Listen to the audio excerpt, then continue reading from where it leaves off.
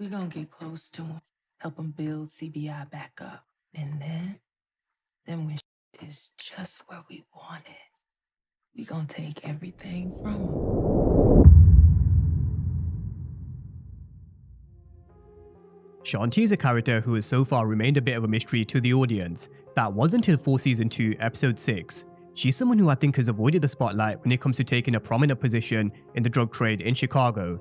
But what sets Shanti apart isn't her ability to remain hidden, but the power that she holds beneath. Despite her making her intentions clear, we still haven't seen what she's capable of, and she certainly will be making a few more waves in Chicago's drug trade. But is she underestimating Tommy? Of course she is. However, could she be a different proposition to what Tommy's faced before? Most definitely. Now in this video, as we run through Shanti's next move, I'm also going to link Shanti's character to Jukebox. Although they are two completely different characters and both stand on their own, but there are specific reasons why I do think Jukebox's story is relevant. So with that being said, let's take it from the beginning, when we were introduced to Shanti's character in For Season 2, Episode 1. Introduced at WS Boxing Gym, Shanti's introduction gave us a hint at who we were dealing with, but there was still so much yet to uncover.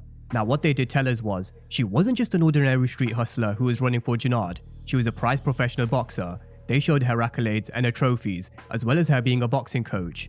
They were giving us subtle hints to tell us this was someone who isn't to be messed with. She was also loyal to Jenard and treason, because she wasn't happy that Tommy came to Chicago and started to run his own hustle. In her words, she wasn't messing with him or the CBI, she had Jenard's back. Now throughout the early parts of Season 2, Shanti did have his back in more ways than one. When he was short with Miguel Garcia, she offered him money not once but twice, the second time making sure he accepted her loan. This is a loan, mother. I'm betting on you. You win, I win. Now in my opinion, she certainly was betting on the wrong Samson brother to win, and we only have to look at Jenard's failing organization to see why. Although something she did show was a bit of a loving side to her character, she certainly cared for Jay by having his back, but again, I do think it goes both ways. She was betting on him to win because if he won, she won, and her motivations for backing and being with Jenard went both ways. Now unfortunately, Jenard's failing organization and his erratic behavior led him to turning down heroin, and Shanti certainly noticed. Are you want something? What? Shanti isn't stupid. Even though we are still getting to know this character, you can tell she knew her shit, and when she knew something wasn't quite right, she called Jenard out. But she is someone who sits back and lets situations play out before making a move. Now I also said Shanti's back in Jenard goes both ways, and I do think she cares for him, but I also think she's doing it for her own benefit as well. It's a bit of both, and that's why she was here. She needed Jenard to get clean so he could get back into the CBI because of their coalition deal. But I think many of us could see her patience started to wear thin, which is the moment where I think she knew she had to take control, because Jenard just wasn't in the right frame of mind. Your mind is the most powerful weapon that you have. If you let it control you, then it's game over. And for Jenard at this moment in time, he wasn't thinking straight. And so I think Shanti knew she couldn't afford to let Jenard make these decisions. Now this is where I do want to take it down memory lane and revisit a storyline with Jukebox, and something I do wish we saw more of. In Power, we saw Jukebox taking control over the situation with Tariq St. Patrick and Ghost. She was the one who was calling the shots, and this is what we're now seeing from Shanti in Force. She's the shot caller. She's the one who's making the decisions on how they're going to run things and infiltrate the CBI. Now in regards to Jukebox in Power, she was arguably the coldest and the most ruthless characters we ever saw. However, one of the key things the writers did miss was an interaction between Jukebox and Tommy. If Tommy's calling you crazy, then there was still so much more that we hadn't seen from Juke. This is why I really did want to see more from Juke in Power, and many of you guys will know she was actually the original character who was supposed to kill Raina St. Patrick. The reason why they changed it to Ray Ray was because they had no choice but to kill Jukebox off earlier than they wanted to. Corny Kemp did an Instagram live Q&A, and she said she hoped to keep her around a bit longer, where she'd then come back to New York and create havoc for Tommy and Ghost, and eventually have a scene with her and Tasha St. Patrick. Unfortunately, sometimes other commitments do dictate storylines, and Anika Rose, who played Jukebox, did have another role on a show called The Quad, and so the writers had no choice but to go in a different direction. But my point still stands, that Jukebox and Tommy interaction really would have been something else, and knowing how cold and ruthless she was, I would love to have seen how Tommy would have dealt with Juke. So this is why I do want to see more of Shanti. I will always back Tommy, but I want to see Shanti create absolutely chaos for him, and give him a different kind of challenge that he's never faced before. I want him to come up against this character who's also as strategic, someone who's ruthless and isn't afraid of someone like Tommy, which we all know she should be, but you get my point. and I do think she will be a different proposition to what Tommy's faced before in power and force. Shanti is planning a coup, and she plans to help them build their organization back up. They're going to wait until they get stronger, and when the time's right to strike, they're going to take it from them.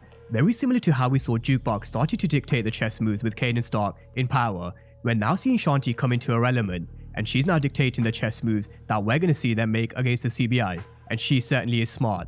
Shanti Showstopper is certainly a chess player, and she doesn't make a move without thinking about it first. Look at what she did with the coalition deal. She was very clever in the way she offered her territory as a bargaining chip, knowing that this was a deal that was way too good for Tommy to refuse.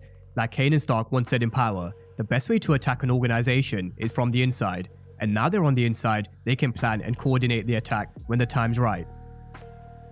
Now, as always in the street and drug game, nothing ever goes to plan, and there will always be conflict from within. So with that being said, I do think Jenard has doubts. The way he looked at Shanti as she was putting her plan in motion, it didn't look like he was 100% on board with her plan, and that might be an issue. Jenard has finally made it right with his brother, and is he willing to throw it all away for a taste of that power once again? He definitely sees himself as a leader, but at this moment in time, I'm not even so sure he sees himself fit enough to lead and be a king as Shanti says. Although, how much control does Shanti have over Jenard? I still think there's still a few more twists and turns to come when it comes to this relationship, and there will be a number of factors that will play a key part. There's Jenard's motivation, his drug addiction, Shanti's control over him, and also Claudia Flynn. Here, you got pills to move, I got the bodies you need to move them. Claudia came to Jenard's apartment, and she made him a 50-50 split to help her distribute her product, which he turned down. Now Shanti overheard this conversation, and they have teased her getting into a partnership with Claudia in episode 7's trailer, which does spell danger for everyone. These two getting into business together is dangerous for the entire drug trade in Chicago, even if they're just moving pills at this moment in time. We all know how ambitious these two characters are. We only have to look at Claudia's moves in the past and Shanti's vision to take over the CBI. Let's also not forget both of these characters aren't fond of Egan, and so they also have that in common. But with her making a move with Claudia, no doubt this will be behind Jenard's back. And so the question we have to ask is, what will Jenard make of this deal? This was a deal he turned down, but one which Shanti seems to be making behind his back. So I think this tells us everything we need to know about Shanti. Shanti is going to do what's best for her, and I don't think she's happy playing second fiddle to Jenard anymore. She wants that top spot. She wants to be the queen. Now, whether Jenard is by her side or not, I don't think she cares, to be honest. All is fair in love and war, and Shanti's coming for it all. Now, with all of that being said, and with them making no secret of Shanti's next move, what do you think is in store for a character? I think we're finally starting to see the real Shanti, and she is going to be a force to be reckoned with. She certainly is different to Juke, but as I mentioned before, I wanted to see Jukebox versus Tommy, and because we didn't get that in Power, that's what I want to see in Force Season 2 and even beyond. I want to see her causing absolutely chaos, and being a different kind of proposition to what Tommy's faced before, and I want to see how he deals with it. So drop all your thoughts down below in the comment section, and as always, thank you guys for watching, and I'll see you next time.